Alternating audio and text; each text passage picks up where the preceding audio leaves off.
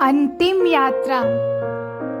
एक गांव में एक बुजुर्ग आदमी की मौत हो गई।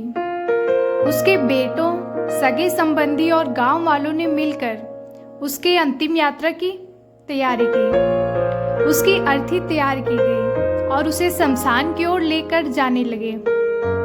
अभी वो लोग कुछ दूर ही पहुंचे थे कि वहां पर दूसरे गांव से एक आदमी आया। उसने उस अर्थी को लेकर जा रहे 4 आदमियों में से एक का पैर पकड़ लिया और सबसे कहने लगा कि ये आदमी जो मर चुका है, उसने मुझसे 20 लाख रुपए उधार लिए थे और जब तक मुझे पैसे वापस नहीं मिल जाते, मैं अर्थी को आगे नहीं जाने दूंगा। मृत व्यक्ति के बेटों ने उस आदमी से कहा कि पिताजी ने कभी इस कर्जे के बारे में हमसे जिक्र नहीं किया, इसलिए हम तो यह कर्जा नहीं देने वाले।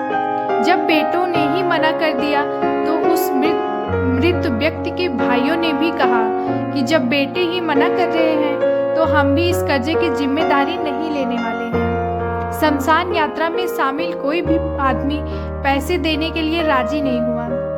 दूसरे गांव से आए उस आदमी ने अर्थी को आगे भी नहीं जाने दिया जब तक कि इस घटना की खबर घर की महिलाओं तक न पहुंच गई। मरे हुए आदमी को एक बेटी थी।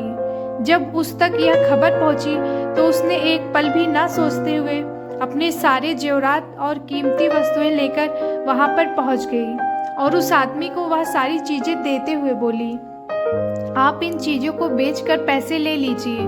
अगर कुछ कम पड़े तो वह भी मैं आपको धीरे धीरे लौटा दूंगी, लेकिन मेरे पिताजी की यात्रा को मत रोकिए। इस घटना को देखकर सारे गांव वाले दंग थे।